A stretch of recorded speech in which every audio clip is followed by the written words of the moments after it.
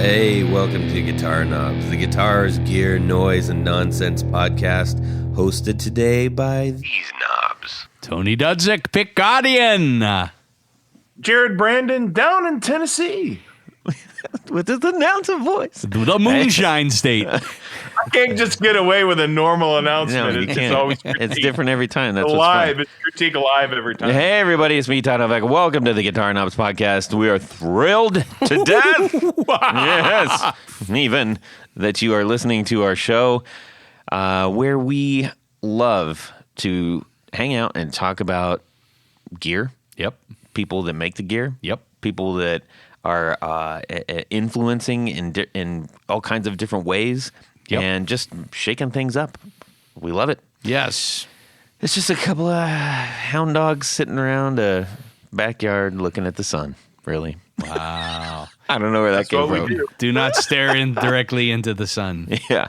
Yeah. Anyways, we, speaking of hound dogs, got a special guest. Hound dog, who are you? Alex Guaraldi, Coppersound Pedals.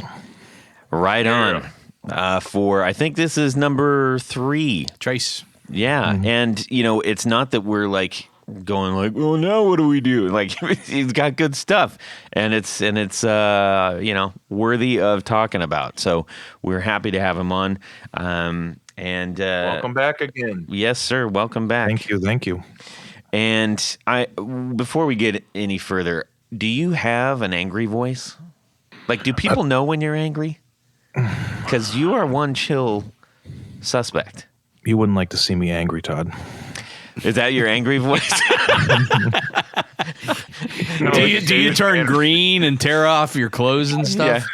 Yeah. I don't think I get into the angry thing as much as I get into, like, if there's a subject or a topic we're talking about, Yeah. I might get into a rant. Uh-huh. Like a passionate walk around rant, not necessarily angry about stuff. I don't generally get that. Right. Yeah. Your previous attempt at that reminded me of Hank from Cabletown. I don't know if you can tell by the sound of my voice, but I'm really upset. That guy's fantastic. Nice. He was the original coach on The White Shadow, one of my favorite God. TV shows. I remember that show. Oh, man, that was such a great show.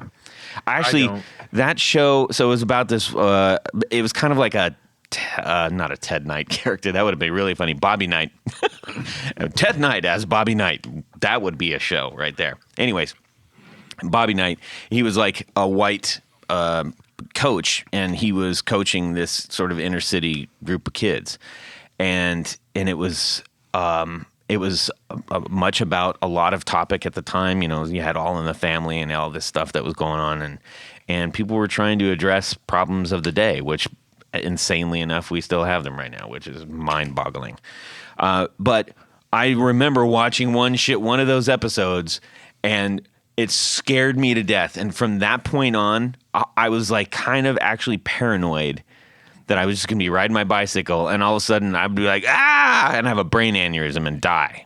Because one of the players was like, run down the court, he's a star player, and all of a sudden he just goes, and he falls down and dies. And they said, oh, he had a brain aneurysm. Scared the freaking crap out of me. I was, for ages, I still think about that, actually. Man, that made a big impact on me. Thanks a lot, White Shadow, for making me a nervous wreck. Okay, anyways, so let's... You know what TV episode I liked? What? The Quincy punk rock episode. Mm-hmm. That is a classic. Yeah. If you can catch it. I'll have to dig out what the title of that was. But Yeah. Yes, they had some great punk rock scenes, and one of the people gets ice picked. Yeah. He had the guy that kind of looked like Darby Crash from the Germs, but it wasn't. No, but it was meant to. At any rate.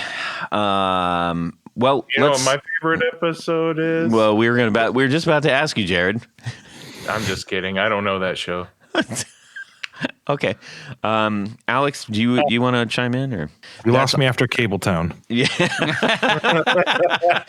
That's from 30 Rock. I know. Yeah, okay, gotcha. All right, everybody. Well, we're going to have some fun. We need to thank a few people. Mics, thank you for supplying all this fantastic equipment that we get to use to do this show. Yes. I also want to basically just thank Patreon. I know I don't for no good reason other than they're providing us a way to really exist. And in that there's the supporters, and aside from that support, it's created a community of sorts, even amongst the patrons themselves. We've had so many discussions about it, and it's really remarkable. So Yeah. I'm glad that's out there. Thank you for people making things of all shapes and sizes. It makes the world go round. Is there anyone else you'd like to thank? My mom and dad. He had something to do with it too. Before we get any further, we need to make sure that people know where to go to check out Coppersound products as they are. Alex, where should people go? So our URL is coppersoundpedals.com. We've got social medias. Our most active ones are probably Instagram and Facebook. For if you're following along at home or if you want to check it out, I'd say one of those three would be your best bet. And if you can't figure it out, ask a friend. Yeah. Let's get on with this. What is going on in our music world this week? We're going to start off with Anthony, and then we're going to check in with Alex. Go ahead, Anthony. Well, this week, Todd, I was saddened because on my birthday, one of the guitar greats, Jeff Beck, passed away. Yeah. Now, I'll be the first to say I'm not a huge Jeff Beck fan. I mean, I can listen to his music, and some of it's pretty cool. But by and large, I admire what he did with guitar and what he did over a 50 or 60 year career in music.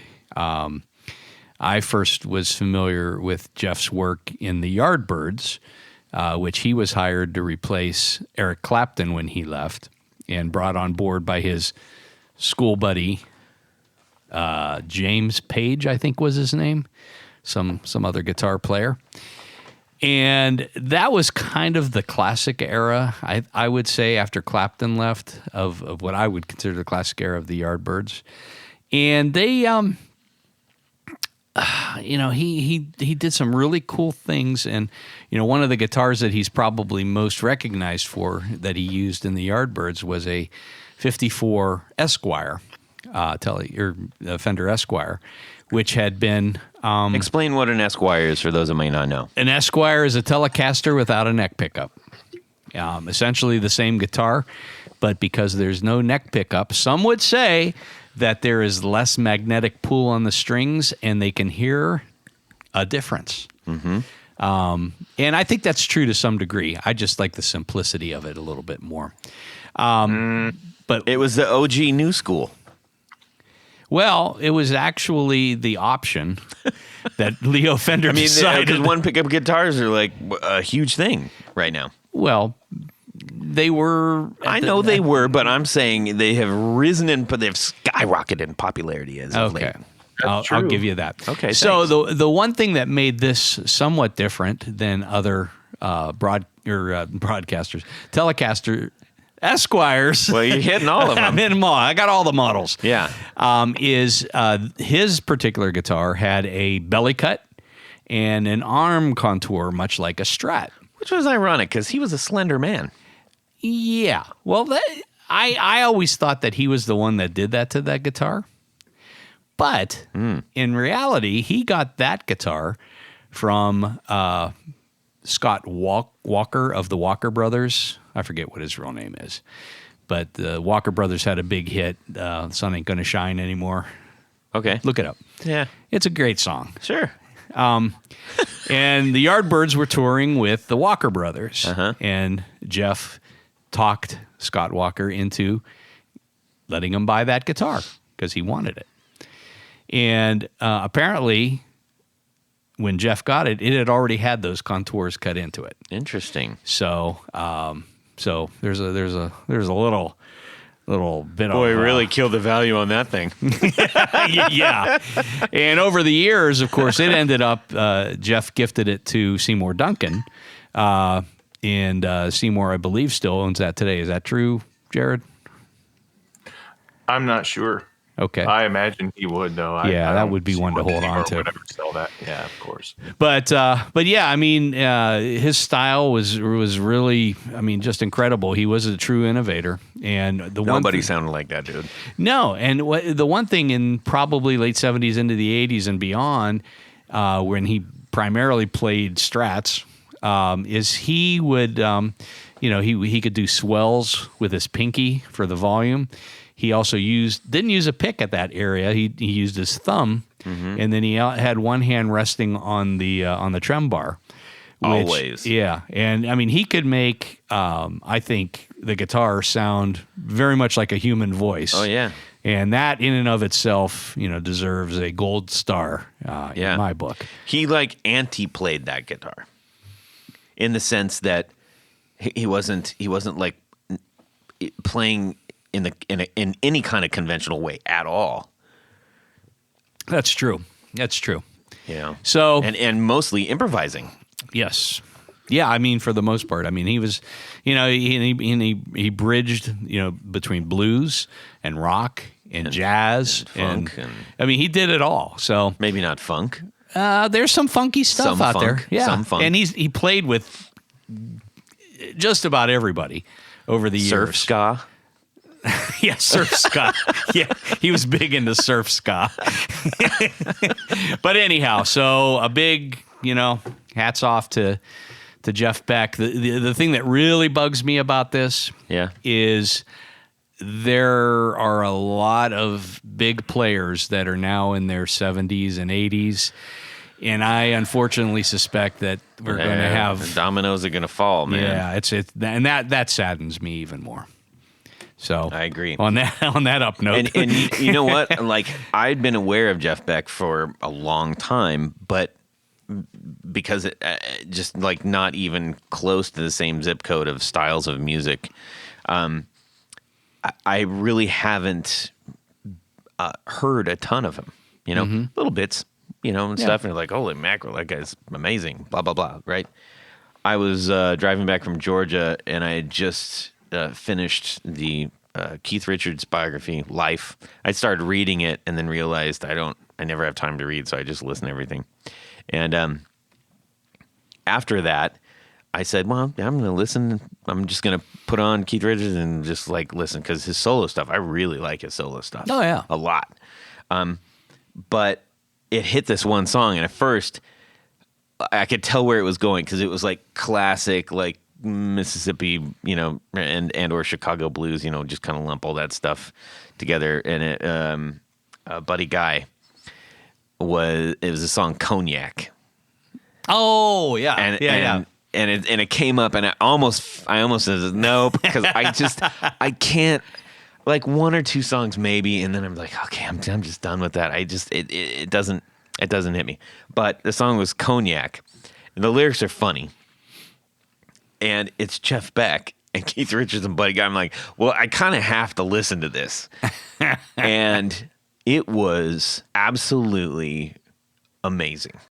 I needed a kickstand for my jaw driving, because I was like, the sounds that were coming out and the phrasings and the voicings he was doing, just unbelievable. And that made me really happy. Just driving, just listening to this guy do a thing that he can do better than anybody else on the planet. Yeah. And that was cool. You want to hear a funny story about the Yardbirds? I was hoping you'd share one. I'm going to. Now, when I was driving here, I was like, oh, golly, I hope he shares a great story about the Yardbirds. So in the early days of the Yardbirds, when Clapton was still with them, they also did some backup work for Sonny Boy Williamson. And I think the quote, I'll paraphrase it pretty much. But wait, before you take a second, any more steps? Yes. Alex, are you a blues guy? Little bit. I don't go too far into those waters. For do you go into the muddy waters? I think for like blues rock type of stuff, some of like my go-tos. I mean, anything Mark Knopfler is good for me. Oh yeah, that's borderline. So, some Allman Brothers, but again, more like blues rock type stuff. Right. There's some R&B obviously with anything Knopfler does. Okay. again, speaking of finger pickers. Yeah. Yes. Yeah. Okay. So Please continue. So I will a wise continue. one. So when asked about the Yardbirds, Sonny Boy said something to the effect that those English boys wanted to play the blues real bad, and that's how they played it, real bad. Really? Yeah. hilarious. Sonny was not a fan. Yeah. Well, I mean, what are you going to do? There you go. But at least Jeff Beck wasn't in the band at that time. Yeah. Yeah. Well, they all tried it. Everybody had to go. Yes. Okay, let's move on. Alex, what's going on in your music world this week, my friend? So I recently had the opportunity to have lunch with a local friend and pedal builder and friend of the show, the guy that you have to drink after you say his name. Say it. John Snyder. Drake. So John and I try to get together every so often just to talk shop and, swap war stories, what's going on, that type of stuff. So we recently got together. We're also joined by another mutual friend and Boston builder, Mr. Bill Finnegan, who joined us for lunch. Oh, what as well. a table that was. Yeah, so that was definitely a fun lunch. The three of us had been talking recently about getting together, not necessarily to do anything together as far as like a product or anything of that extent, but I had been talking to Bill since last spring or so. He's been picking my brain about a lot of the more modern day techniques, locations, fabrication, stuff like that he didn't have at his disposal in the 90s and in the early noughties and stuff like that. So we've just been kind of getting together weekly. We've been talking. He's been to the shop, and I'm going to try to help him through some of the tribulations that he's been facing with his products. So hopefully soon we'll be getting more KTRs out there. Like supplies and stuff?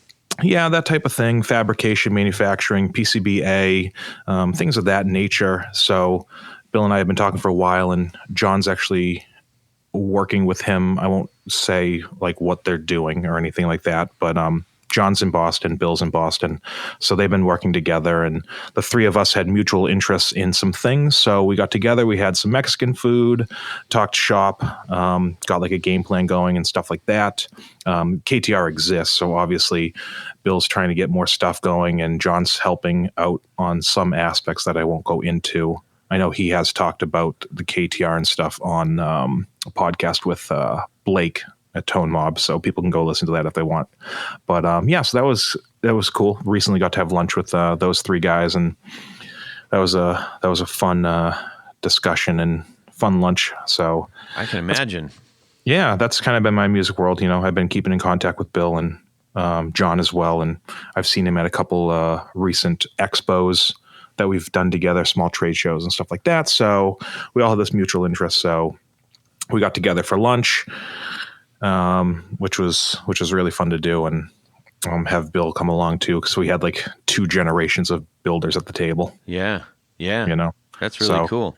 So so hopefully we'll be doing some stuff together. Not, like I said, not necessarily a product together, but in some capacity, the three of us will be benefiting all collectively. And I'm doing my best to try to help Bill traverse some of the modern day perils and stuff, and help get more KTRs out there for people to play. Amazing. I think that's pretty cool stuff. And, without speculating, that would be very interesting if there was something else introduced into the wild by Mr. Bill.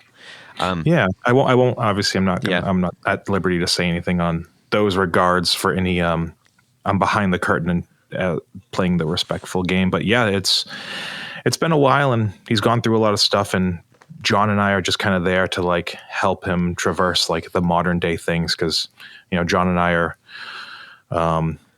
we're kind of at the forefront of like supplier, manufacturing, modern day engineering things. John's a whiz at everything. So, and he's an open book. So I'm offering some of my skill sets in certain facets, and John is as well. Just, three greater Boston area guys getting together for some lunch. So we'll see what happens from there. Hey, by the way, Nerd Knuckle, Do you talk to Brad at all? Brad McComber? Yeah, how's he doing? I spoke with Brad we did an event in Connecticut at Martell Music. That was November 12th. We did that. I spoke with him last.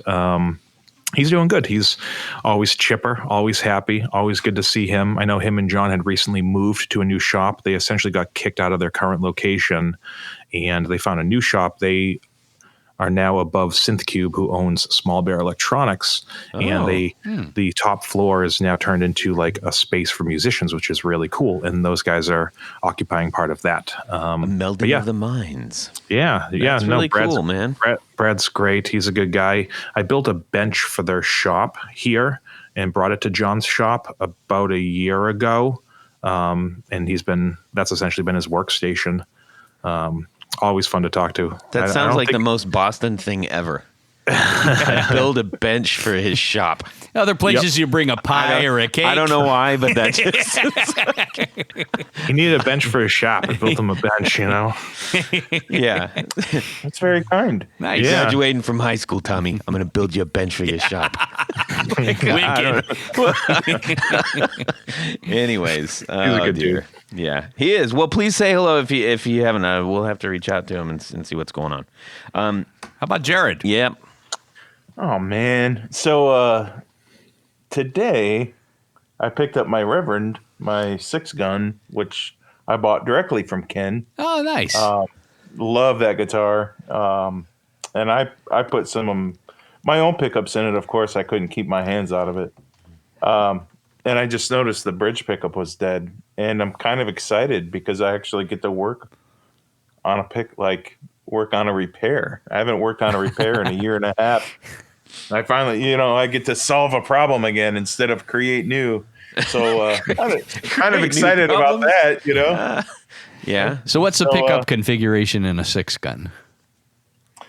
So the one that I bought had two, a middle and a neck where the Strat and a Telecaster bridge. Oh, okay. Was the bridge, and it had the bass cut and all that kind of thing. But I'm just more privy to the HH configuration in this guitar. I did a screen top set in these and made the bridge really hot.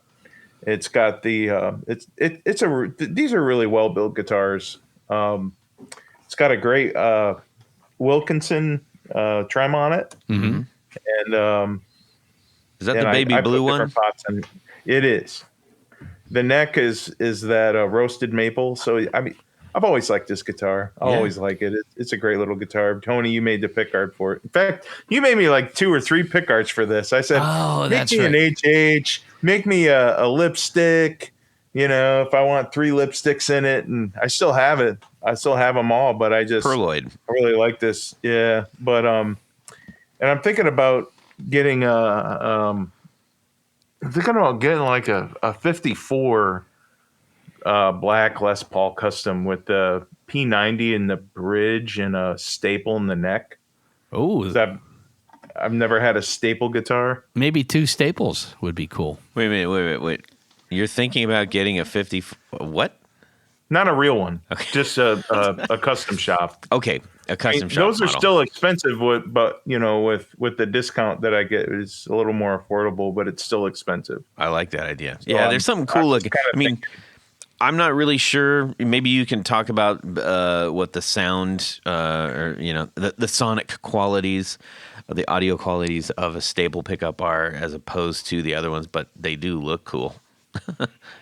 Yeah, I mean, they're still really super. They're just kind of louder because they have, the more all Nico 5s sticking out for each string, and they're a little hot, because of the shape of the bobbin, and they put 10,000 winds on those, so they're nice and boomy, and they're great sounding pickups. Cool. We'll get it in your hands one of these days, and you can check it out. But I like that.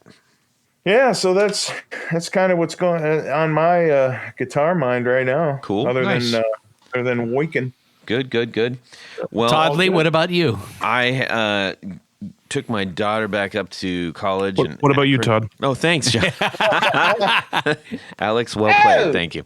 I took my daughter back up to college in Akron this weekend, and we were driving. It was kind of early morning. We were kind of shaking off the morning sort of cobwebs and stuff. And I said, and I'm not trying to make this like the 60s, 70s music show, but I said, there are a few bands that you can listen to in an entire trip.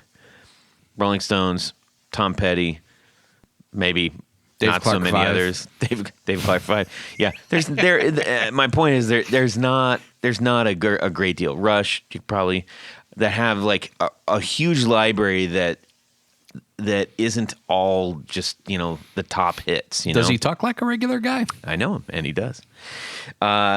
Anyway, so I put that on, and we were just kind of listening. And when she gets like anxious or is thinking about it, she kind of like gets quiet, And so I was letting her do that, but I didn't want to make that the whole trip because that's no fun. Because she was homesick and she was going back. Anyways, what does she like to listen to?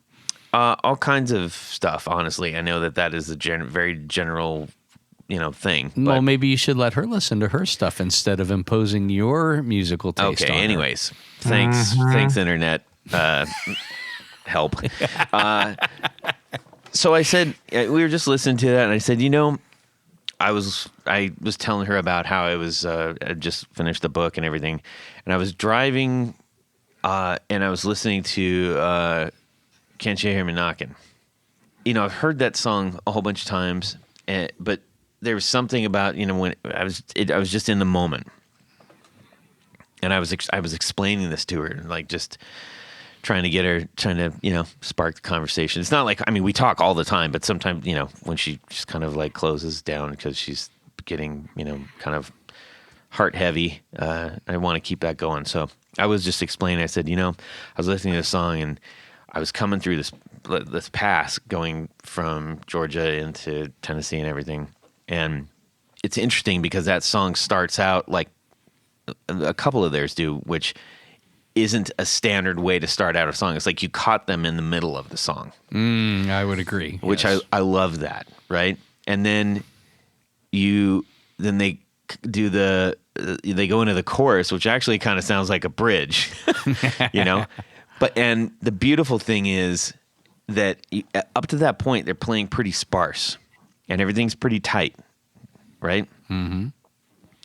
On the second stanza of the chorus, which isn't really a big one, and again, it's sort of like an anti-song because a chorus is usually big, but they don't go really big. They're cruising along, and then Charlie hits a single note, and he just does a tap on the bell of the ride cymbal, and everything opens up right after that. And it Absolutely. Is just, it's just freaking glorious. And yes. It just made me feel like freaking son of a batch of eggs. I love the music. I loved rock and roll, and I was just basking in it, and it was absolutely amazing because then that chorus just opens up, and then they go back in to the verse, and everybody's just playing like they're all adding their own stuff now. It's like it's loose, and it's a much bigger dance. It's a symphony, man. It is. If you just listen to it, it's a great sounding song. But if you really listen to it, take time and do that. And you'll it's like, I was trying to explain to her, it's like, if you imagine a couple of these guys on a dark stage with a spotlight, and then all of a sudden, when Charlie hits that, all the rest of the stage lights instantly come on, and there's a whole troop of people behind them. It's like, that's kind of what it was like. But then they go into that Santana bull crap, and that is just absolutely wrecks the song. It is complete garbage. That is the worst ending to a song I can imagine, really. But then I started thinking a little bit more. Mm-hmm. You guys, I would love for you to chime in. Alex, you first, please. I was thinking of other moments where it's like it's a moment that you absolutely can count on and you wait for and you revel in, right? So like the in Just What I Needed from the Cars. The first time it's the pause and then the and then the big synth chord on Tom Sawyer, the first synth chord, where you're like, oh yes, here we go. Seeing them live, the minute they did that, it just goes bananas, right? And the last one that I will mention is from Number of the Beast, when Bruce Dickinson hits the big scream. It's like, that's the reason that people go to the show. If nothing else, just for that. Like, you can tell, because everybody absolutely loses control of all faculties, and it turns into a complete celebration just from this one thing, just when he does it. So it made me think, like, what is that for other people? What are the first couple things that people think about? Alex? So I'm thinking about it. I'm sure I have a few that I could, when I'm driving home tonight, I'm going to think of other ones. But the first one I thought of, and I guess I'm going to keep it obviously in the more modern realm this century, is the end of Taking Back Sundays, A Decade Under the Influence, where Fred's yelling, "I got it bad" at the very end, and the band cuts out and he's screaming it.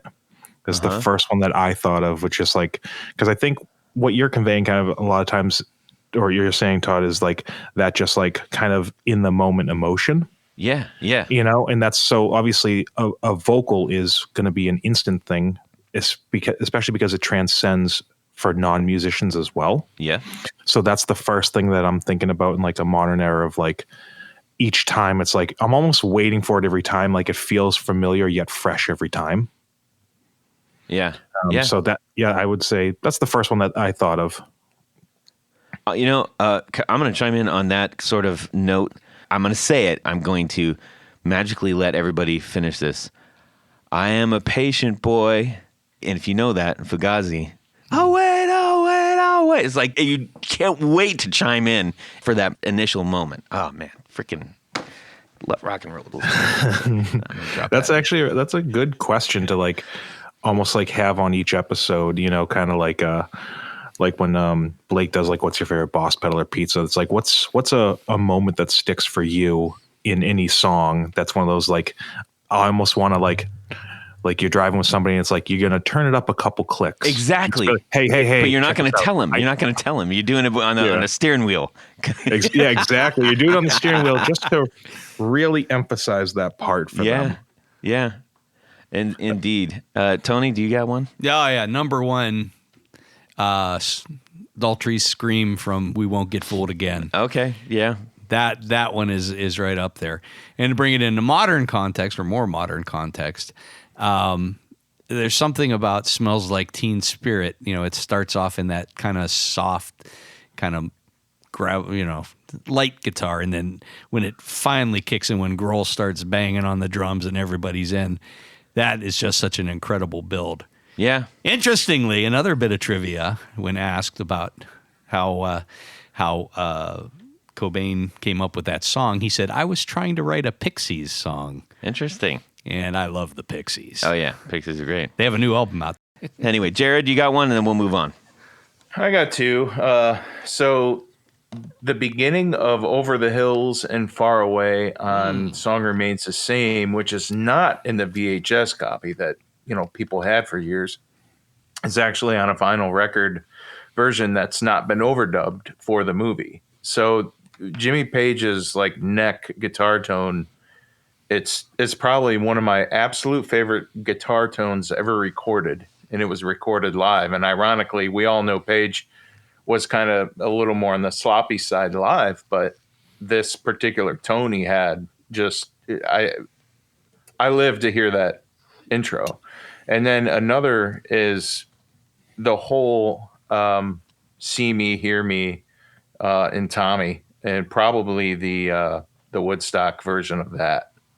Like the whole Who set on that, the Woodstock version is just performance to me is something that I'll listen over and over for days just because of the sound, how they played it, how they sang, how some of the singing wasn't done like it is on the record. It's just you can't do that over again the same way it sounded in that particular performance. So those really unique performances for me that are not in recording studio are just, that's what really turns me on when I listen to music. That's fair.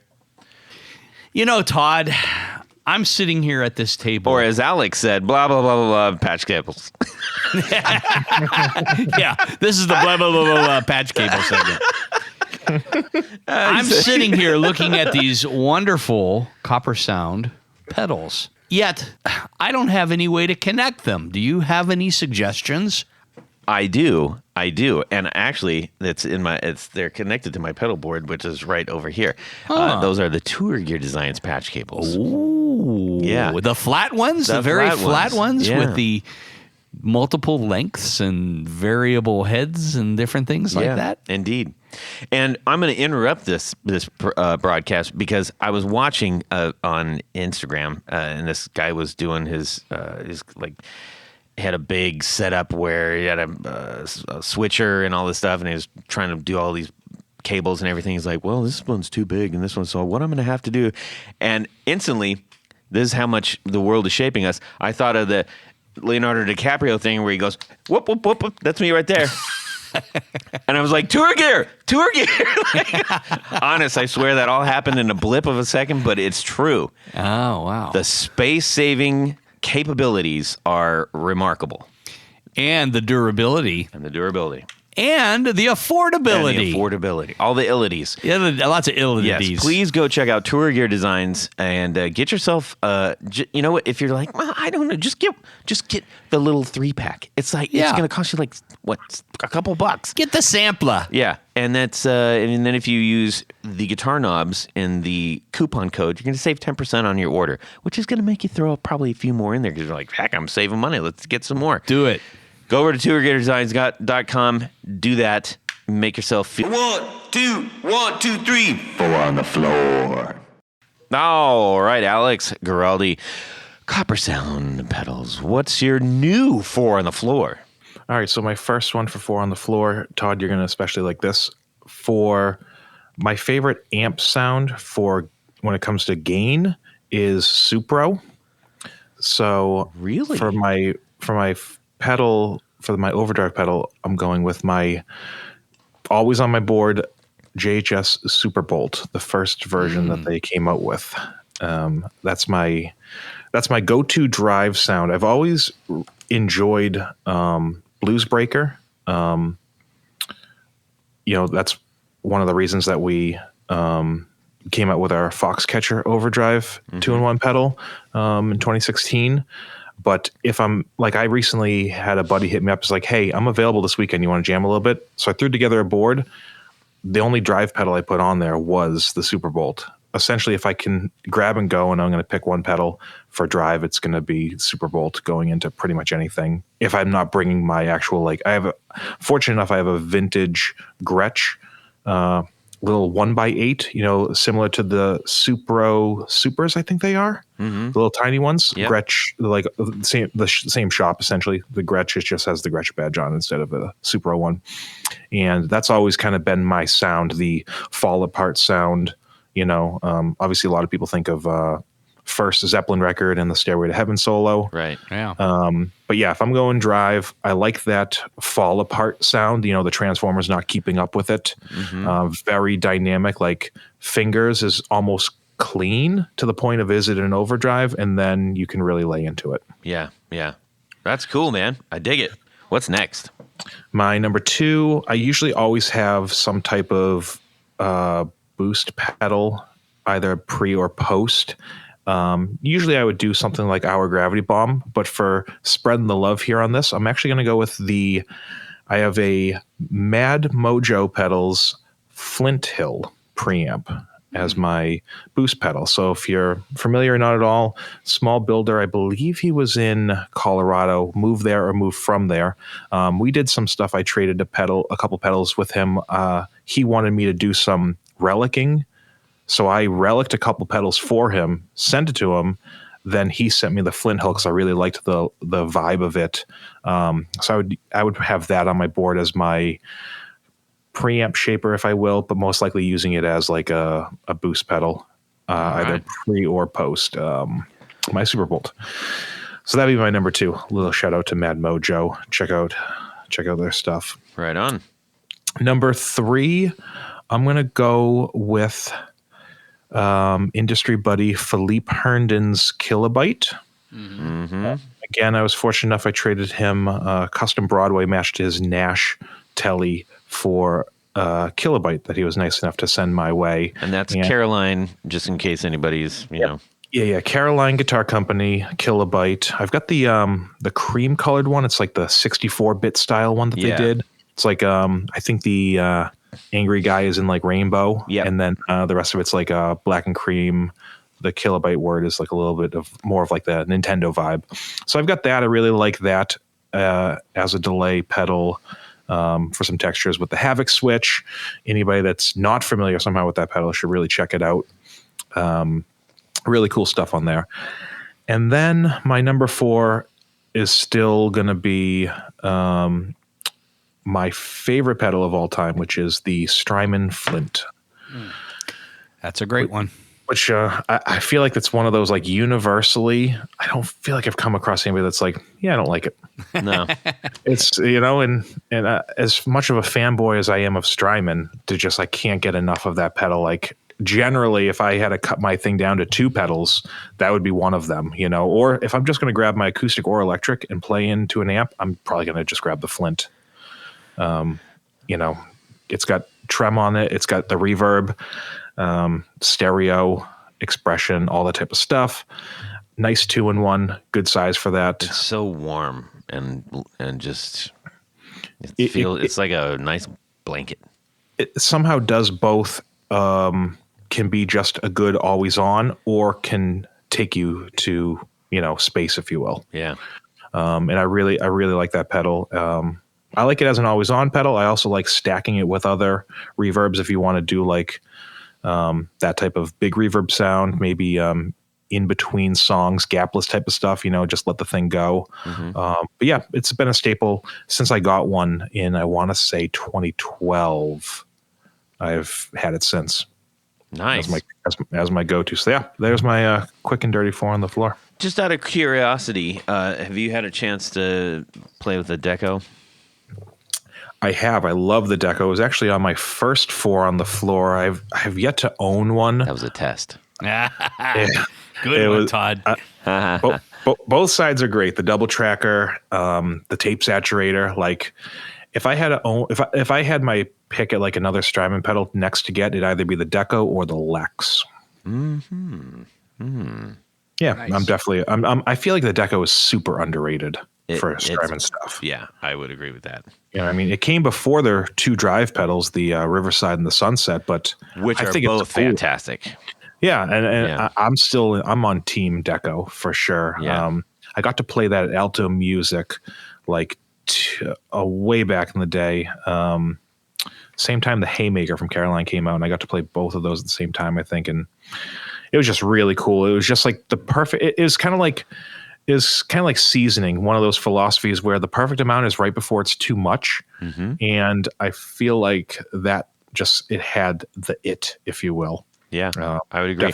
I think that's one that people can, to the point that you just made. Actually, I think this could be applied to an awful lot of pedals. Is that nobody's going to design the pedal to just be like at that stage. You have a range for everything. But so often, some of these great pedals, like we all find that spot that we don't want to deviate from, right? But a lot of times, if a pedal offers too much, or that special spot range is so narrow and you have to get all the knobs in a perfect combination for that really special thing to happen, they can get dismissed or not used or overused or poorly used. Yeah, for sure. It's interesting to say that in our stuff, we try to keep the philosophy of the entire knob feels like the whole range does something different enough from each, so to speak, position, but also never goes too far. It's kind of the opposite of EHX's philosophy. I feel like a lot of their pedals are 95% of the knob are the commonplace, and then the last 5 is just zany because why not? Which is fine as well. Our design philosophy generally tends to be it sounds good everywhere. Now, it might not be the case with every single knob in conjunction with its neighbor. Going back to the deco, as you mentioned, Todd, I feel like you could give some of the deco and say, hey, all those knobs, put them somewhere. Don't read anything. Just put them somewhere. Doesn't matter. And I bet you plug it in and it sounds good. That's totally fair. You know, I just feel like that's the way it is for, you know, it's not like some pedals, obviously you need like a wet dry mix. If somebody were to like put it all the way up, that might not be doable for you for like a mix. Yeah. Right. Some might be like, oh, if you maxed every single thing out, it's way too bright and harsh because it was designed to have a full range of tone and EQ and all that type of stuff. But applied correctly is fine. Yeah. To like counter dark amps or whatever it is. But I feel like with the deco, just you put it anywhere, it's gonna be good. Yeah. I don't disagree. Well, speaking of your pedals, let's speak of your pedals, shall we? You sent us a little box full of a couple of pedals, and some are familiar and some are not. So let's get into what you have going on. I think it's safe to say the biggest thing you have going on is definitely the Telegraph. For sure, yeah. So I sent you guys a V2 of our Telegraph pedal for any new listeners or new to that model. Way back, we did for about, I guess maybe around 2015 or so, 2016, when it actually like came around. We did about 4 years. We did a run of the original Telegraph stutter, which was an intermittent kill switch stutter box that featured a Morse code key on top so that the player could use their hand and kind of just interrupt their signal. We did that for about 4 years. We discontinued it right before we did the collaboration with Jack White on the Triple Graph with Third Man. That had a long run. I think if I recall in our serial numbers, before we discontinued it, we did about 2,200 of them. Oh, wow. For a couple guys in a garage. That was huge. You know, I often referred to that as kind of our business card. People have often found us and known about us through that. It's one of those pedals, kind of like the Strategy in Broadway, where you show somebody it and maybe they don't know the company or know it by name, and they see it, they go, oh, I've seen that before. Yeah. Yeah. I mean, that was the first time that I remember seeing you at an AM show. Right. I think you were just rolling it out. That might have been 15 or 16. Summer of 2016. Okay. Was, yeah, exactly, Tony. Summer of 2016 was the one that we first presented, had all those Telegraphs there. That was the one that we actually got together with Third Man originally too, on the down low. And it wasn't until the podcast time a couple years ago that we talked about it. But yeah, so you're right. 2016 summer show, we brought the Telegraph there. Yeah, I do remember that. And at the time I did, you're right. I didn't know it was Coppersound Pedals, but I did remember that. I said that was a cool stutter pedal. Yeah. Mm-hmm. Yeah. We were fortunate enough. I got home after that show.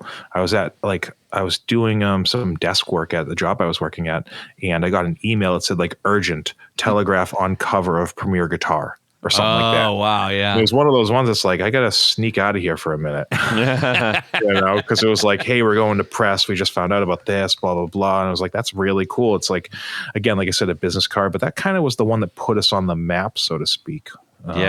Was the original Telegraph stutter. Well, this one, knowing both or having an opportunity to try both pedals, this one is a crazy advancement of that original one. Why don't you tell us a little bit more of the innards that you put in there? Yeah, for sure. We had, like I said, so we did the Triple Graph pedal, the octave pedal with Jack White and Third Man. That came out in 2020, September 2020. So obviously we discontinued Telegraph V1. Part of it was I think we wanted to discontinue it before the Third Man one, just to kind of for two reasons. We wanted to not have two of those on the market at the same time and confuse the market. And the other thing was we knew we wanted to do a V2 of the Telegraph eventually, and we wanted the market to dry up for it, so to speak, so dealers weren't stuck with V1s and whatnot. So we did a couple hundred of the V1. So we had done, it's now been just over 2 years of triple graph. And so what we did was we took the hardware that we learned while we were engineering and designing with Jack and the team at Third Man. We took that hardware and we knew we were going to use that for the top. So the original Telegraph stutter was a smaller box than this. It was like a standard B size. So anybody listening thinks about like a Phase 90 from MXR or like a Dynacomp, that type of thing, right? That was what it was in. And it was on like a plastic and really thin steel metal. Like it was just a learner's telegraph key, like a CB radio thing or whatever. We designed this hardware out of aluminum and stainless steel for the project with Jack. And we were like, okay, well, that's going to be what we use for Telegraph V2. So we started Telegraph V2. I can't recall off the top of my head when it was, but it was at least over a year ago. We knew the top side. We knew it was going to have the hardware we used on the triple graph. We knew we wanted to do a couple things like modern features of, having top-loaded jacks for your ins and outs. We knew we wanted to have the original features, which were activate or kill. So kill was essentially signal goes through the pedal until you press down and kill it. Activate is the opposite on a polarity switch where nothing happens until you activate the sound. So we had those two that we knew we were going to do. But we had been messing with the idea of having a 3-way toggle on this because the original one just had a 2. And we, at some point, I think it was Jordan, he had been on the show last time when we did the triple graph episode. Jordan was like, it'd be cool if we could do what we now call burst mode. So I think he probably had the original idea in his head, and then we kind of was trying to find a way to execute it. So what we ended up doing was we designed a circuit that when you had the toggle switch in the middle position, the player would be able to essentially access a timer, and you could set the BPM of the stutter.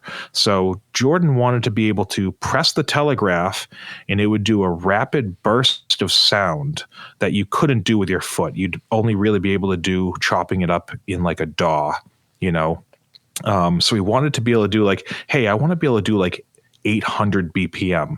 So a really fast like bend on my guitar and goes... I can't do that with my foot or my hand as accurately with as good of like that perfectly spaced chopping sound. So we designed a circuit that would do that when you press down, and then there's a knob on the face of this pedal where you can choose the BPM from around 110 up to around 900 or so. So we wanted to give the player the ability to do that like bursting. So obviously we ended up calling it burst mode. We allowed the player to choose whether it kills it in burst mode or it activates it in burst mode.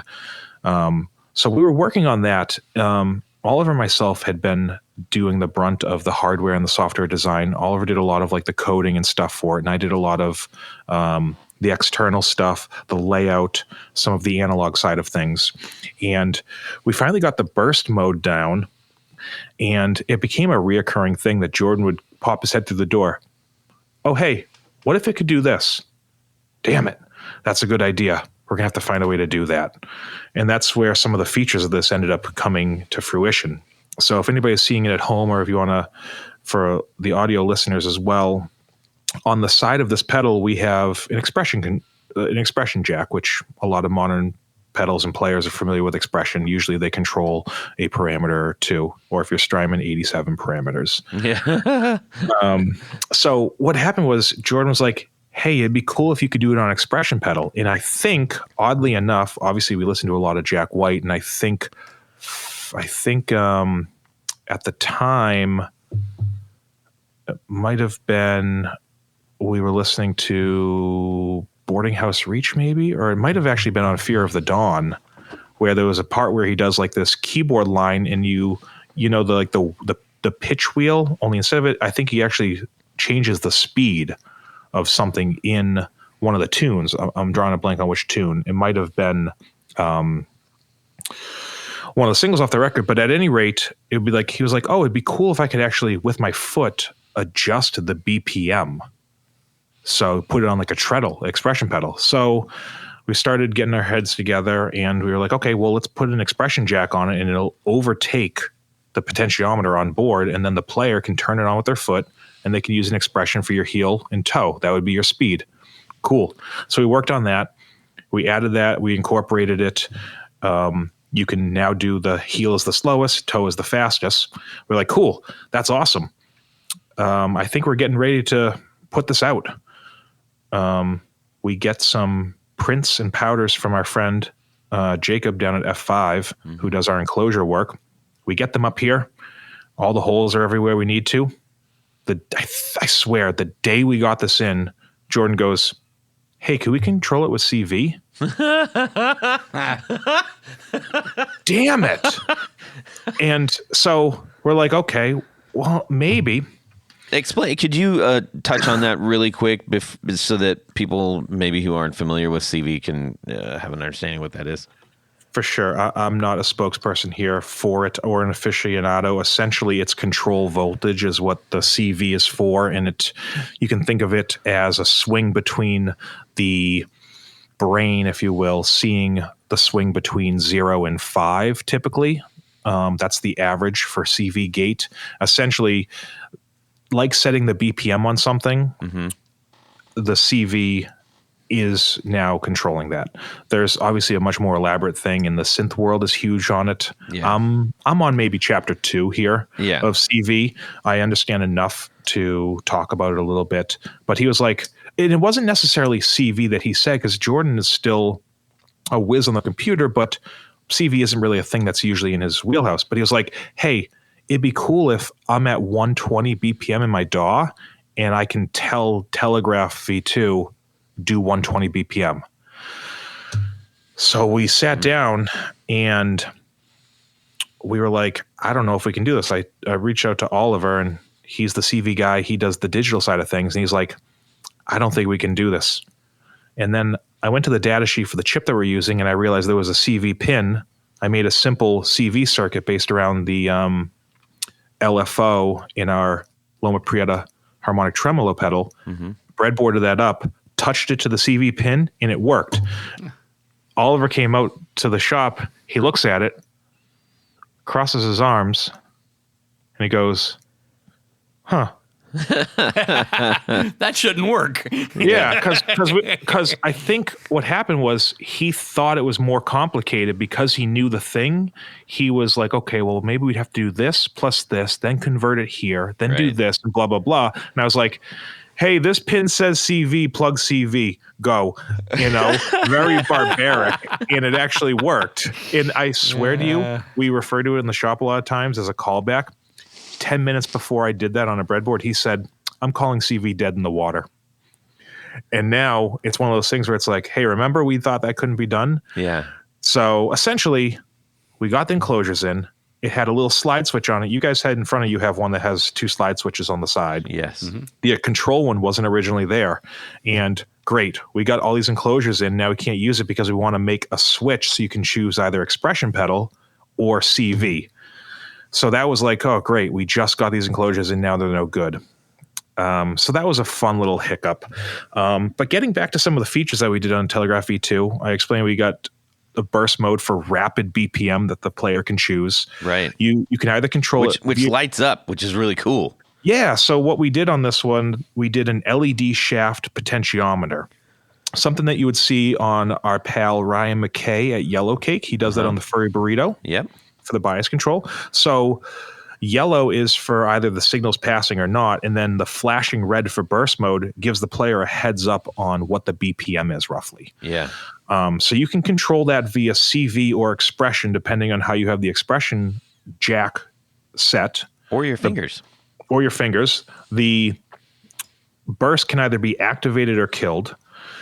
We also set this pedal up to do our smart bypass technology that we've started rolling out with our pickguard series, and we are going to be putting that in some new pedals in the future where one press of the foot switch will turn it on, latching, and then holding will just have it be on until you release.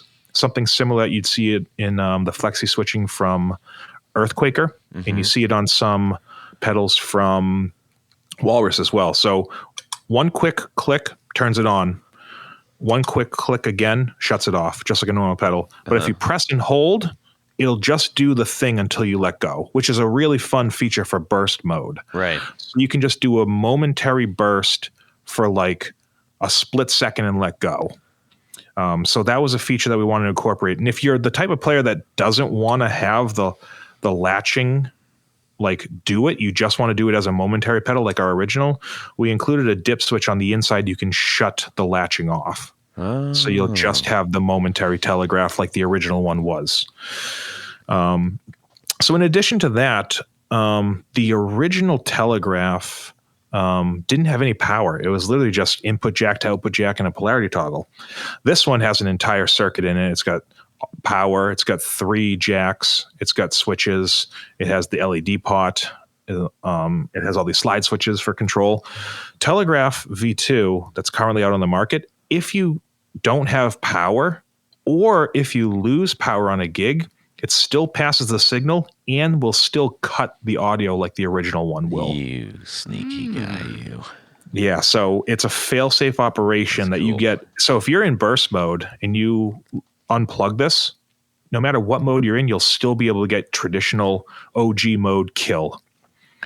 The in and out actually also, as another feature, you can use them as dual taps. So if you have a delay pedal and a tremolo pedal and you plug both of them into the in and out of this pedal for the expression, the arm is now the BPM you set for your tempo.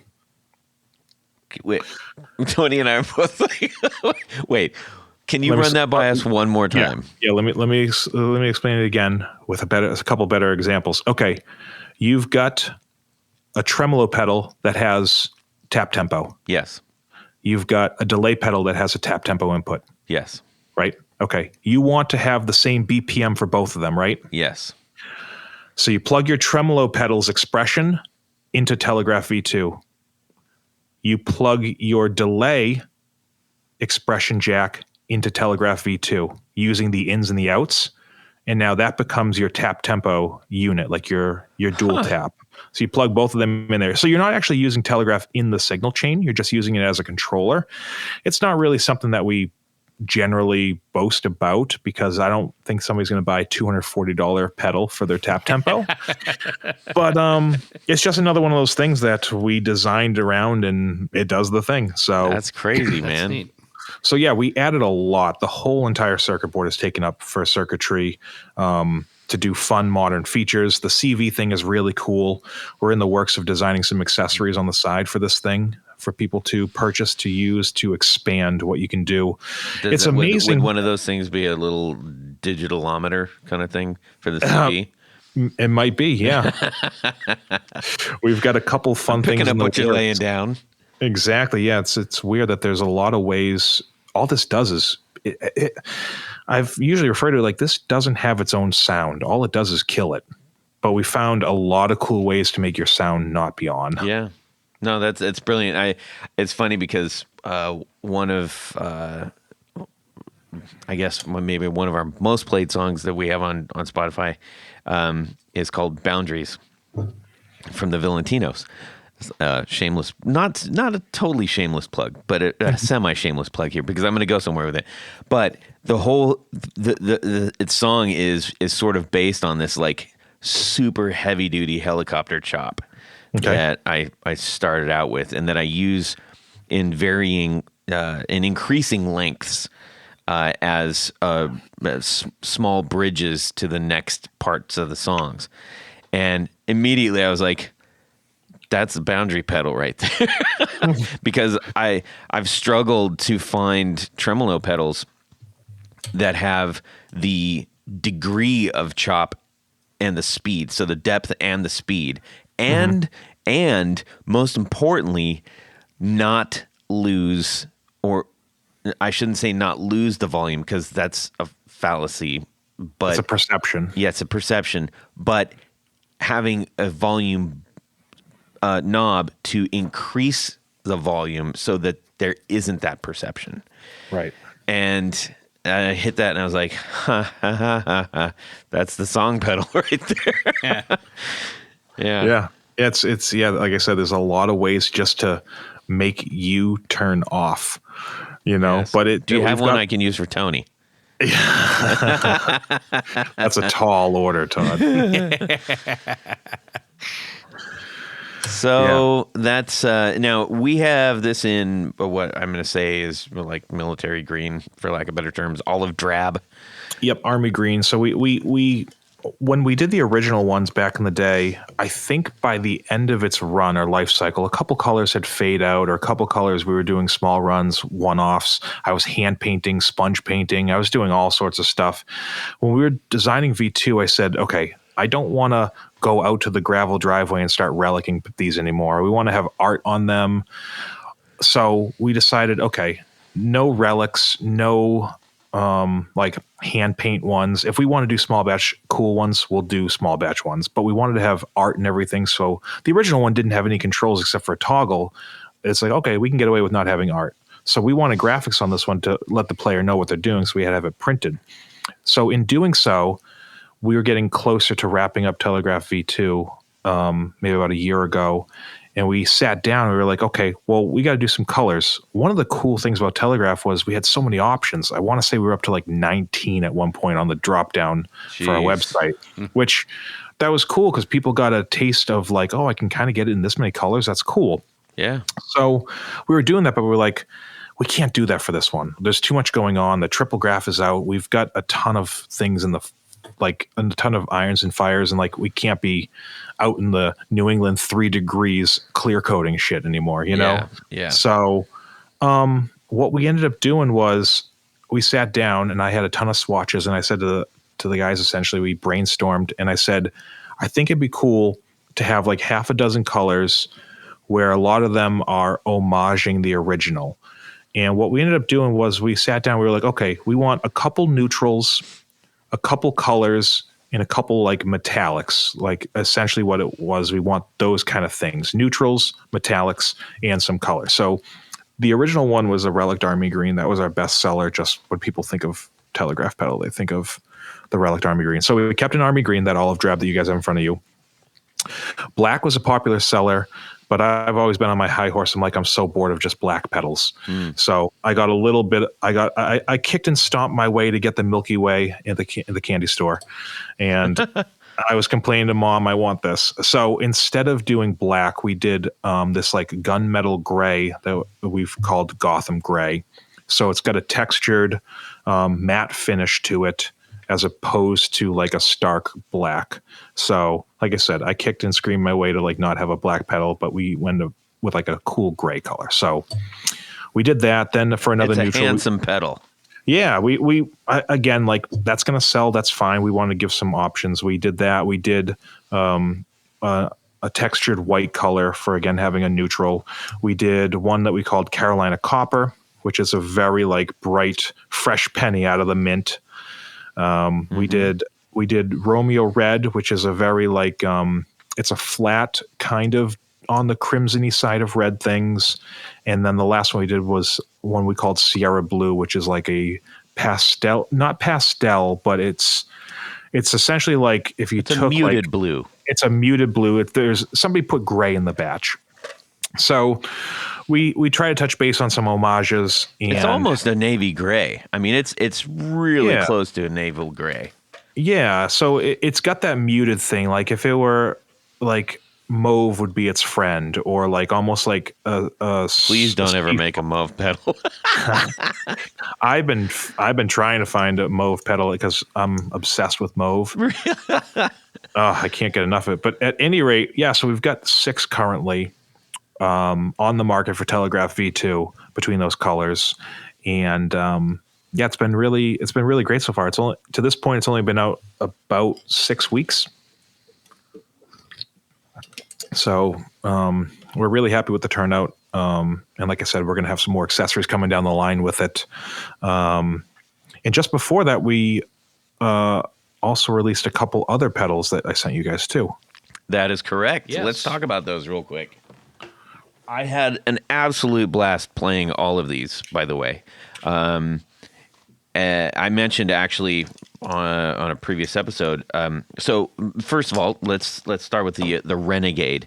That is your one knob bass fuzz, and I had just got my Jack Cassidy bass kind of all set up, and so I opened this. I was like, "Oh, hooray! I get to, I get to have some real fun and not just do bass sounds," which is also cool. But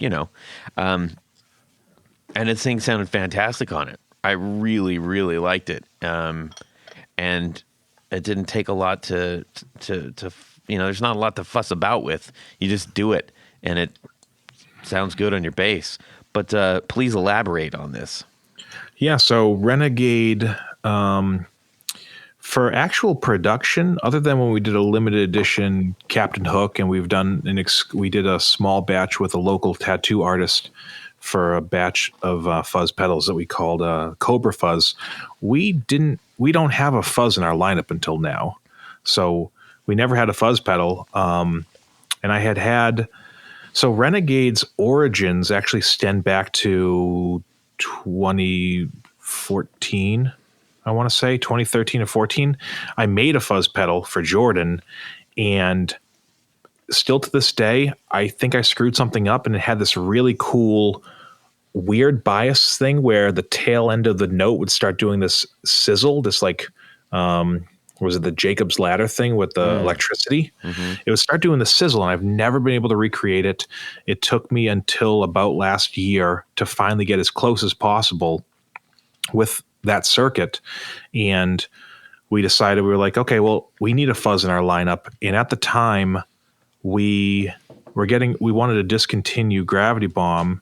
And we were kind of in the stage of, I wanted to revamp our minis. So since like a lot of the companies start, we've always had our duet series, Daedalus, our Reverb, our pretty well-known Foxcatcher Overdrive, and that type of stuff. Mm-hmm. 2-button stuff. We wanted to redo and like reimagine our minis a little bit. So Renegade was kind of the first on the block for that. So I designed an enclosure that's very similar to like an A-size enclosure. So anybody listening thinks the size would be like the Ditto or the Exotic EP Booster. Mm-hmm.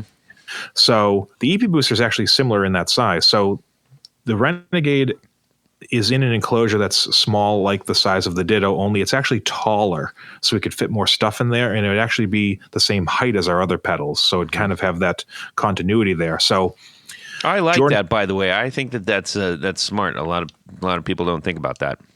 Yeah, so we wanted to, first off, it bred itself the fact that in a regular A size, we can't fit everything unless you flip the enclosure, unless you flip the circuit board over and have all the other components on the other side.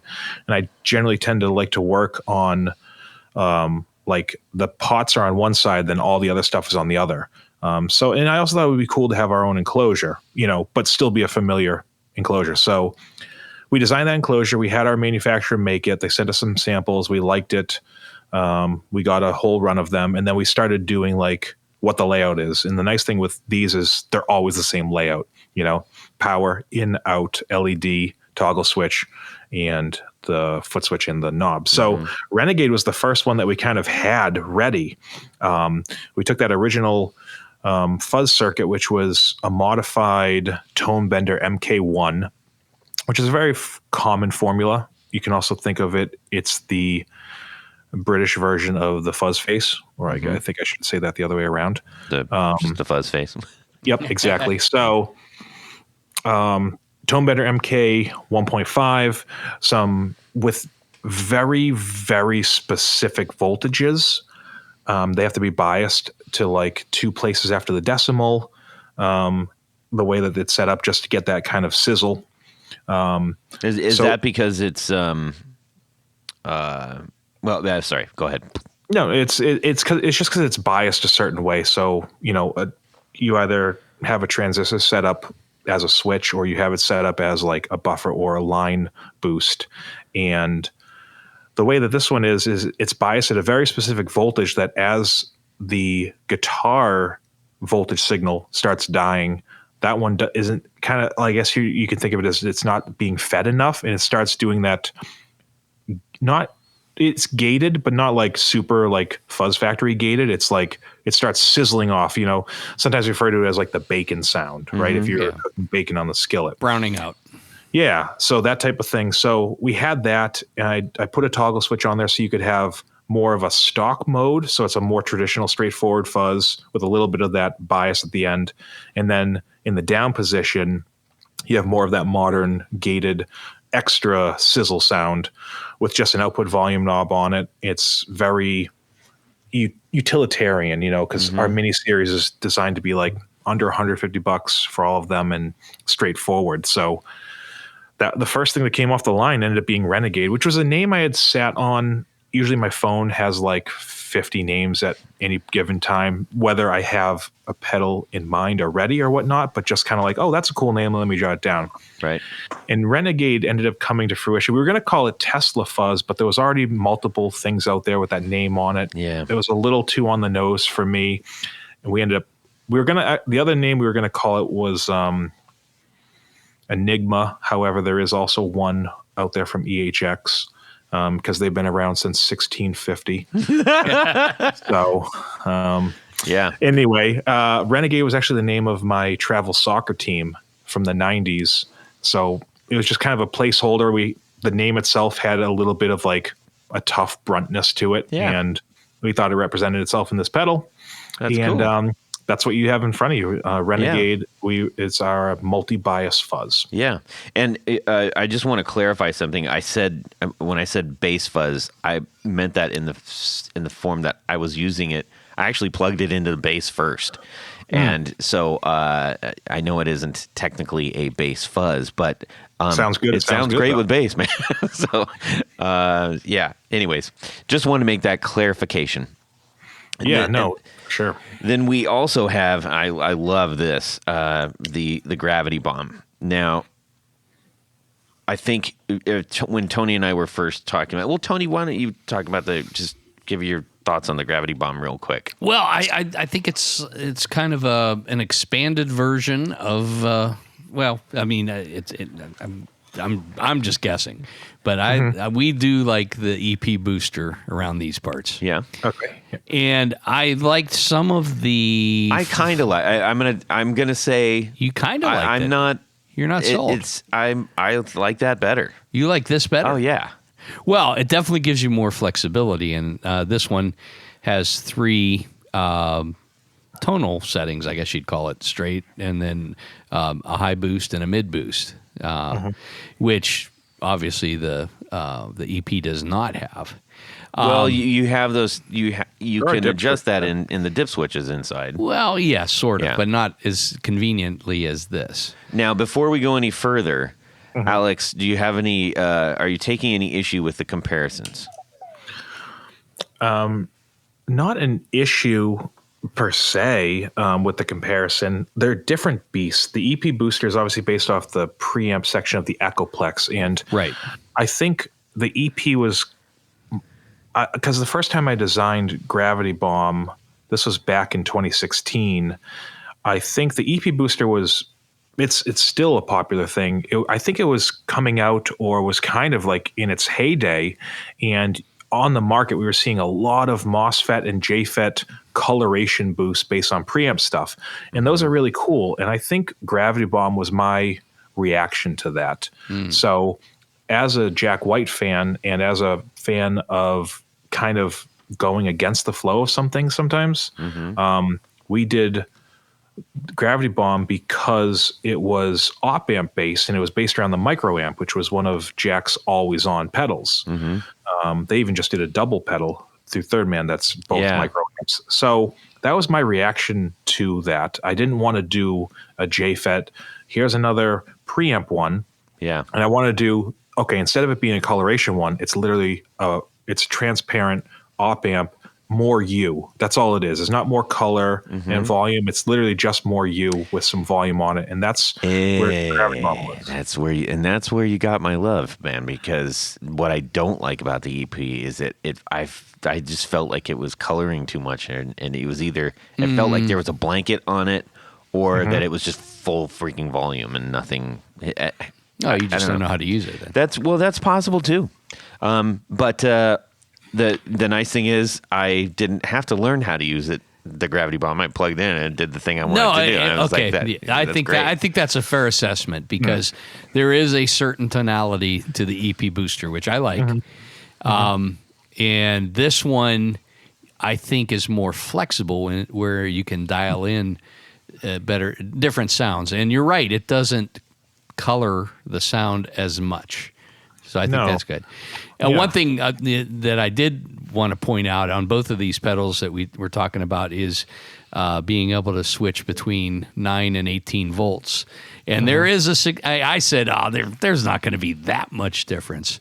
But there's a significant difference when you run it at 18. Definitely more headroom on both of these pedals. Yep. And I think it makes a tonal difference too. Yeah, for sure. EP Booster is a great pedal. It's, when we were doing V2, like we liked V1 because it was literally clean. When we ended up actually, we used a program that can simulate and let you know EQ curves and gain structures and stuff like that. We put the Gravity Bomb V1's circuit up on here, and there is no tonal characteristic changes. The only time you see any drop off in its EQ frequency band are in ranges that the human ear can't even hear anyway. So we put that up and we were like, oh damn, it actually is what we called it, of like a neutral, transparent, clean thing. So when we had finished Renegade, and I thought, oh man, it'd be cool to have two. And I think I said that after realizing we're just about out of Gravity Bomb enclosures. And I don't know if I want to order more. Like, we're getting Renegade, that's a different enclosure. Oh, crap. What are we going to do? We're running out of these. So it was weird. I went to a breadboard, and Gravity Bomb V2 happened in a couple hours, honestly. I remember we were like, we're running out of the enclosures. I want to do a V2. I think that'd be a cool V2 to do. I was driving one of my colleagues home, and we're driving to Boston to drop them off. And I was saying, we're driving, we're like a couple minutes into the road, because it's like essentially we were both building pedals all day. We're going to talk about pedals in the car and stuff like that. So I said to them, I was like, hey, what would be cool for Gravity Bomb V2? I don't want to do a treble boost because we have Broadway, and I feel like treble boosts are there's so many of them, and they're cool, but I feel like a little overdone right now at this point. I don't want to just do a mini treble boost when we have Broadway, which is our germanium treble boost. Would bass be cool, you think? And they said to me, well, what about mids? Like, guitars, all it is mid-range. That's what the instrument is. And I was like, okay, that would be cool. So I thought, let's do some mid-range. Now I didn't want Gravity Bomb V2 to get stuck in it's a mids booster pedal, because, again, the frequency can be a specific thing for some people, or they don't like this or whatnot. So I thought it was imperative to have the middle toggle position on Gravity Bomb V2 is the original stock position. No EQ change, just flat neutral, the stuff that you were saying that you like, Todd. So I was breadboarding an active mids network. So it's not passive, it's not reductive, it's actually additive. So it's actually adding that band pass, or that band is increasing by 35 or so dB. In that circuit. So in the down position, it's 750 hertz is being boosted. And in the up position, 1K is being boosted. So you have two different frequency band ranges that kind of help the voice of a lot of guitars, Yeah. With humbuckers, a lot of times 1K is nice to have a little bit more sharpness, and the opposite sometimes with single coils. It really depends on what you're looking for. 750 almost has a little bit of that cocked wah range to it. I love wherever that number you said was going to be. I really reacted to when I hit the mid boost, because I'm always looking for just a little extra something for special parts, and I hit that and I was like, oh my, that's the thing. Yeah, and we, like I said, we wanted to keep the middle position as neutral, and then down is 750 and up is 1K. The nice thing that's really cool about this, that we try to remind people is to think outside of this pedal itself. So if you put this after a drive pedal or a fuzz pedal, or a lot of times fuzz pedals don't have EQ on it or extensive EQ, put Gravity Bomb after your fuzz, put the 1K onto the 750K, and now keep it neutral so you don't increase the volume. And now all of a sudden your fuzz has two sounds to it. Yeah. You know, or you add this to the end of a tube screamer or something like that. So when you have Gravity Bomb post drives, you get a boost and you also accentuate the EQ because it's last in the chain. You can do it first as well. It's more elaborate when you do it post gain. And that's where I had mine. That's where I really thought it shined. There you go. Shown? Yeah. Shined. Sheened. Sheened. Yeah, so throw Gravity Bomb V2 after something, and it can open up a different world or breathe new life into some of your drive pedals, or like I said, fuzz pedals that a lot of times it's just volume and fuzz maybe, and that's it. A lot of times fuzzes like to be wide open. Mm-hmm. And you can throw Gravity Bomb in there with the two different frequency ranges. There's also still the clean if you just want more of you, because you're like, I like my sound, but I need to get louder. So there's more you in your amp now if you just keep it on the middle. And yeah, Gravity Bomb was born out of, we ran out of V1 enclosures. We had a layout that we liked, and we thought it'd be cool if Renegade had a companion. So that's why they came out the same time in October. Mm-hmm. We put both of them out the same time, and I think for $129, I think there's a big value there in Gravity Bomb. And once I think once people catch on, I think it's priced really. It is a highly usable pedal. I mean, I doubt that you could present a pedal board that wouldn't benefit from it. Yeah, I really appreciate it. Thank you for saying that. That's and it's a very and again, yeah, you could say, oh yeah, there's a new boost pedal every month. For it being compact, a little bit taller, unique enclosure. Jordan killed it with the artwork, with the revamp, mm-hmm. It's got essentially the tube circuitry, the glass tube circuitry put into like a falling bomb. Yeah, which is really cool. And yeah, we just actually that would have been a better name, except with the W's in it. Oh, what? The FAWLLING BAWB. It's the falling bomb. We missed a golden opportunity. You did. There. You should have called me. I could have helped. Next time we need some advice. We're going to be hitting up Todd. But yeah, no, we're really happy with the first two pedals that have come out in our mini series. I think we have 5 more queued up in our mini series. Wow, that's great, man.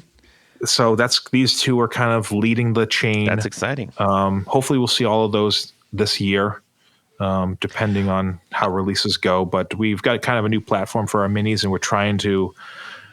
It's a nice platform for people that like the streamlined simplicity, but have enough options in it to go. And they'll be anywhere from $100 to $150 for it. And I think definitely people should check out Gravity Bomb. You know, pretty much everybody needs a boost somewhere, and maybe this is the one for you since you'll have 3 tonal options. It won't just be volume. I think that's an outstanding pedal, man. Honestly. And it's tough to do. When you enter into something that there's like already a million, it's like, oh, let's come up with a new cereal. Have you seen the cereal aisle lately? Right. Like, what are we possibly going to offer? But it doesn't have to be a completely new kind of cereal. It can just be a better or more unique cereal. That's it. We had that discussion and quasi turmoil inner here, like internal turmoil, if you will, because we wanted to make something, if we could, a little different. And again, it's like it's the boost pedal world, like, you know, how many exist and come out every year. And I remember when we decided to do the mids thing, we had one of the guys here research, like, hey, I want you to, for the next hour, just research boost pedals that have mids control. Like, it has to have a mids knob or toggle on it. And we couldn't find a lot in general that were out there. in our search, a lot of boost pedals are either they're a clean boost or they are a certain frequency in their coloring, like the EP booster, or preamp pedals like you'd see from like Earthquake, or like the Arrows or the Bows, or you would see germanium treble boosters. You wouldn't like it was hard for us to find an active mids boost pedal, you know? So that was the thing. And so we priced it very competitive. And we think it's different than a lot of boost pedals out there. Cause again, I mean, I'd encourage anybody listening, if they're thinking about boost pedals and they play guitar, it's even good on bass too, because you can really enhance those frequencies. Having an active mids control in your boost pedal, it's weird to say that that's not really out there. It's kind of foreign. Like almost every boost pedal is like, it's just simple volume, maybe gain, maybe tone is on there, stuff like that. You don't really see active mids control. So we're trying to really like push that, which is why we've referred to Gravity Bomb is referred to as our clean boost and mids enhancer. Yeah. Well, maybe you could rename it the Mid Boostier. Oh, yeah. boy. Oh boy. Yeah. Yeah. Exactly. See, we didn't. But you're doing it. You're doing it, Tony. You're putting it into it's a mids pedal, which we didn't want to. You know, we didn't want to pigeonhole ourselves in there. Yeah. Of like it's a mids only pedal, because we wanted to give the player the option of either clean or two different types of mids, and I feel like we executed it pretty well. Okay, then just the Boostier. It did. Just the Boostier, yeah. Now I'm picturing Todd and a. Oh, no. Get that out of here. No. There's a sight you won't soon forget. Oh, dear. Oh, my. I'm all blush. I'm all asunder over here. Oh, yes. Okay. Let's you know what? I can tell Jared is idling that El Camino out there. Oh, yeah. Yep. Let's do this, man. Ladies and gentlemen, it's come to the time of a little game we like to play called Would You Rather? This week, Tony's going to read the Would You Rather that I just thought of. I'm just kidding. Thank you, Jared. I know that this is a true honor and a privilege to be able to read. I love you, man. I'm just kidding I around. know, but I just thought that since as in my Would You Rather, or no, your Would You Rather this week, my rock and roll week, that I thought we should have a little tribute to Jeff Beck.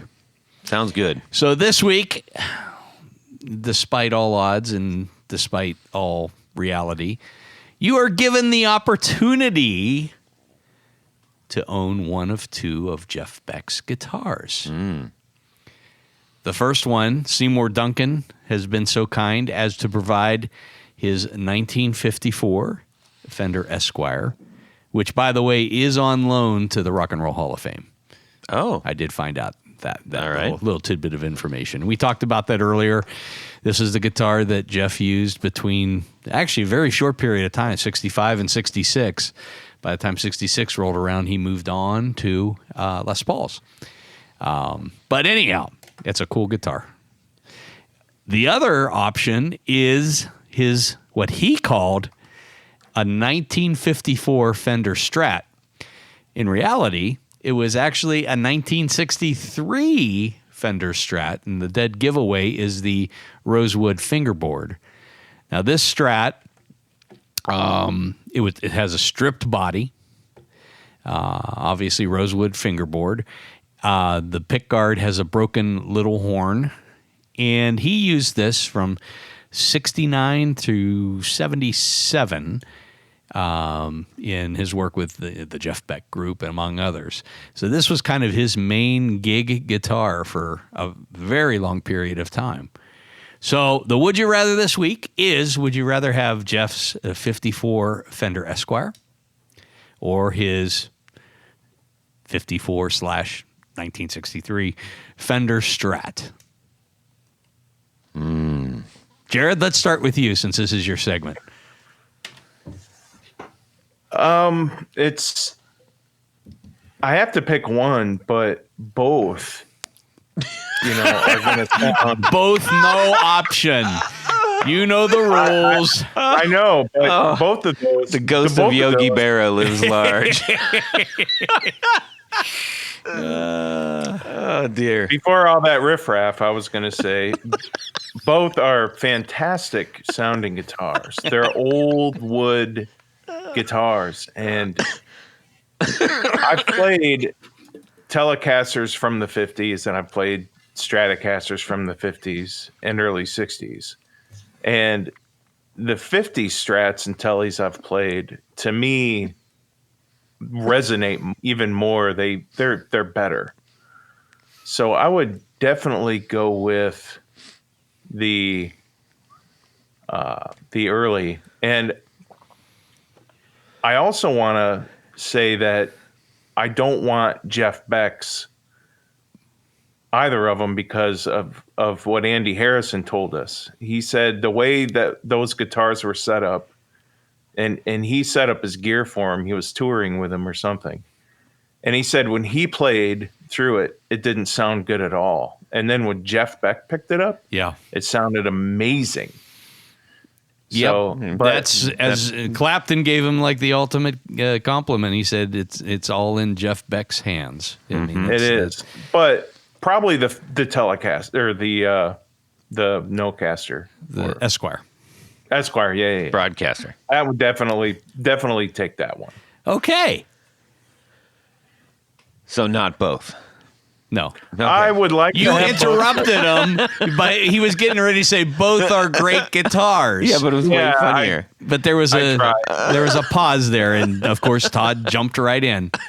I didn't jump. I reacted. He made his own reality of what I was going to say. But Tony, what about you?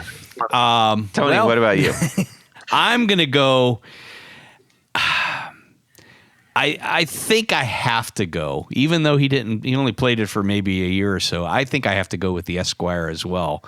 I am, as with Todd, not a huge Strat fan, and probably the volume knob or the pot is probably worn out from all of his pinky swells.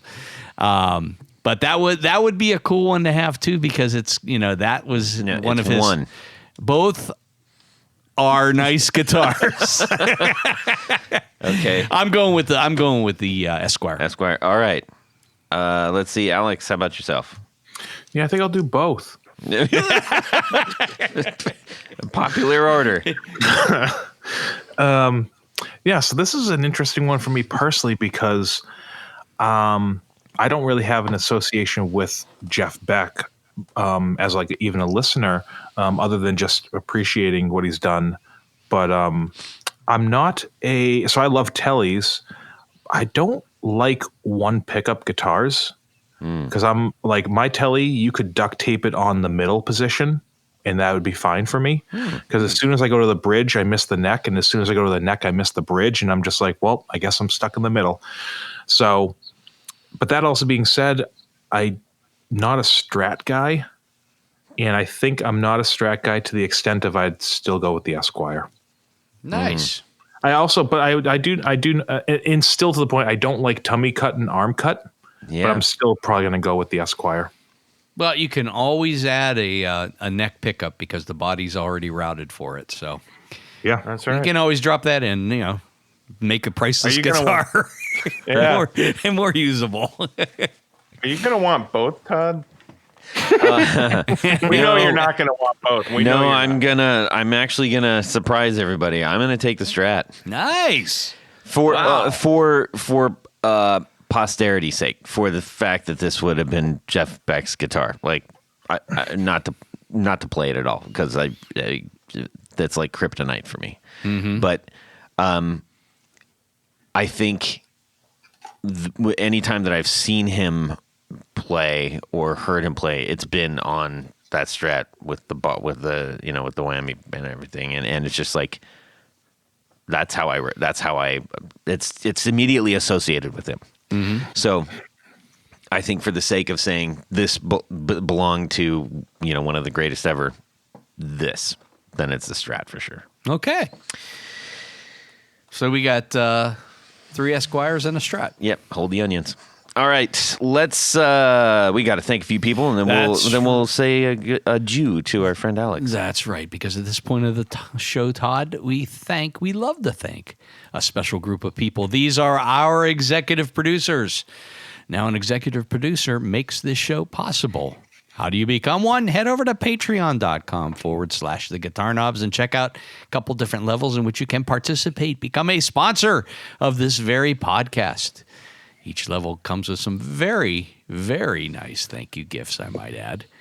And in some cases, in some of the upper echelon, I believe there's a Coppersound flashlight included, isn't there? There is. So keep an eye on that. But in addition to all that great stuff, there's one thing more. Jared, what is that?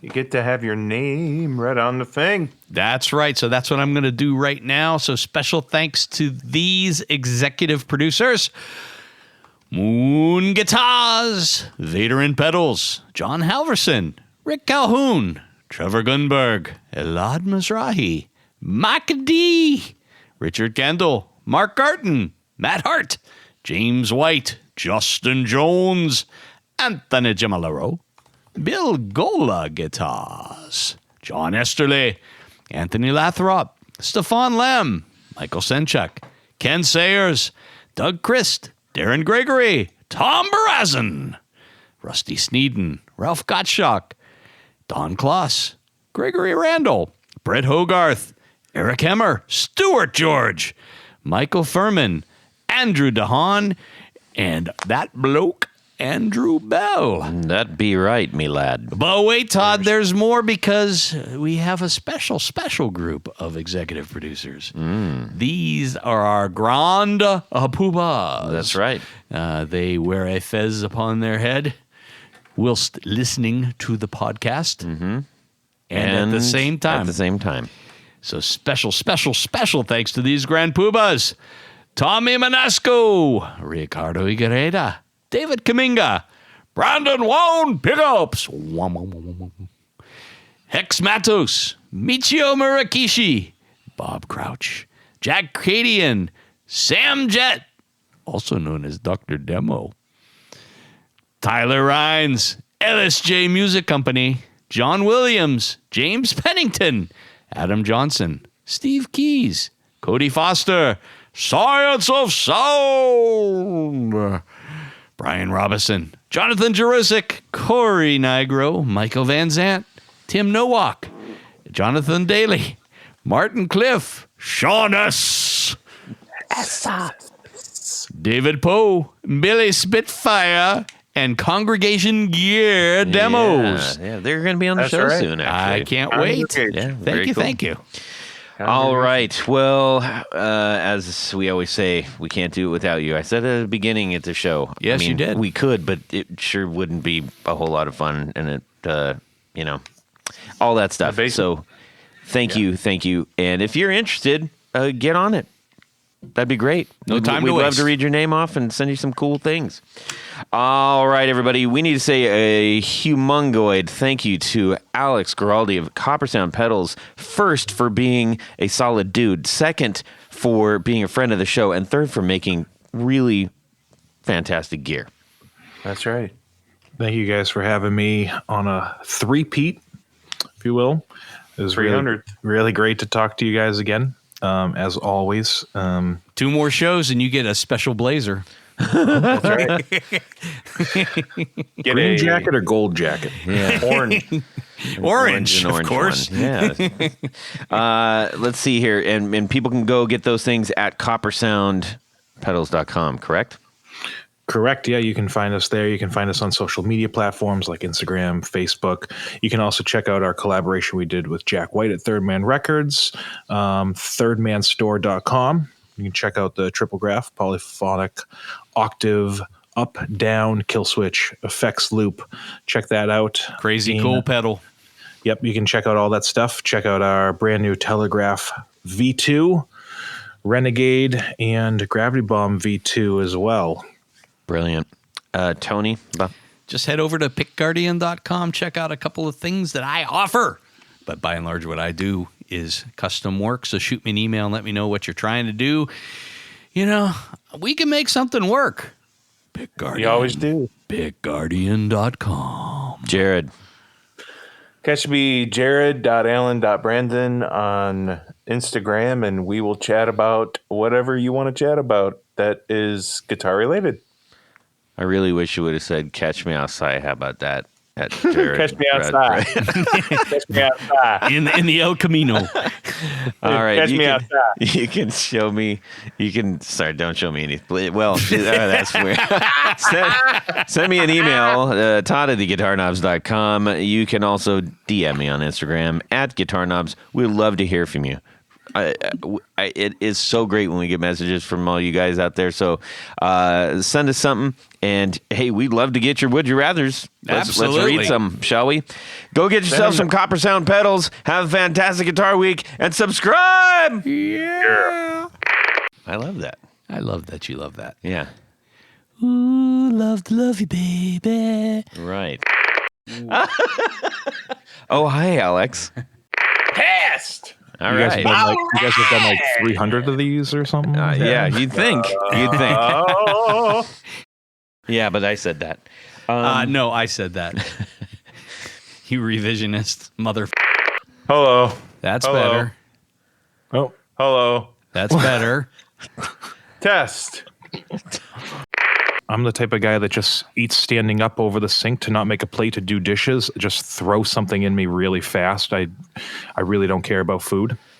I got to check with Tony. Did you also in your head go, I'm the type of guy that likes to stand at the sink and eat? No, it was just I me. did not. Oh, okay. It was all Ernie, are you going business. to poop somewhere? What? How about you, Todd? How?